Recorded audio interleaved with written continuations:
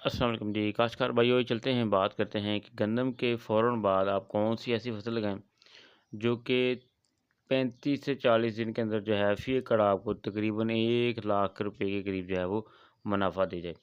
तो काश्तकार भाइयों गंदम के फ़ौरन बाद जो है वो तिल की काश्त भी हो रही है, कपास की काश्त हो रही है, राइस की काश्त हो रही है, सब्जियों में अगर बात करें तो कद्दू है, भिंडी वगैरह है, इसकी काश्त होगी।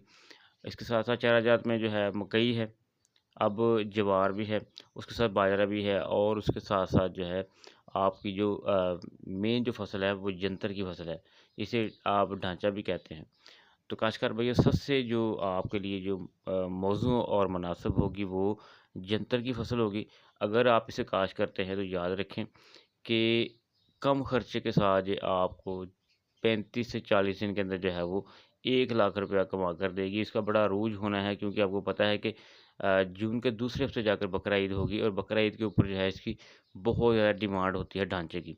तो काश्तकार भाइयों आप गंदम की कटाई के फ़ौरन बाद जो है बगैर वक़्त ज़ाया किए 20 से 25 किलो फ़ी एकड़ सीड लें और उसे जो है वो अपनी खेत के अंदर काश्त करें। ठीक है जी। इसका जो है वो 85 से समझिए कि 90,000 पौधे जो है आपके फ़ी एकड़ में होने चाहिए और 35 से 40 दिन का जो जंतर होता है ये आपको समझिए कि 150 से 200 मन के दरमियान जो है वो आपको जो है पैदावार दे देता है चारे की।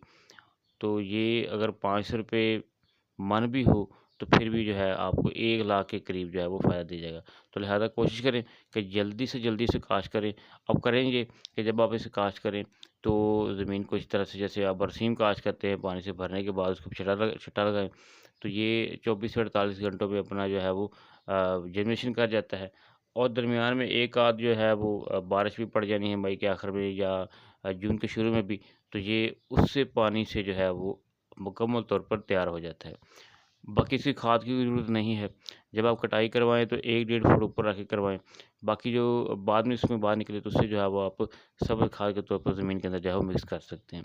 तो काश्तकार भाइयों फौरी करें, जल्दी करें, जंतर की काश्त लेकिन एक बात ज़हन में रखें कि ज़्यादा रकबे के ऊपर भी काश्त ना करें।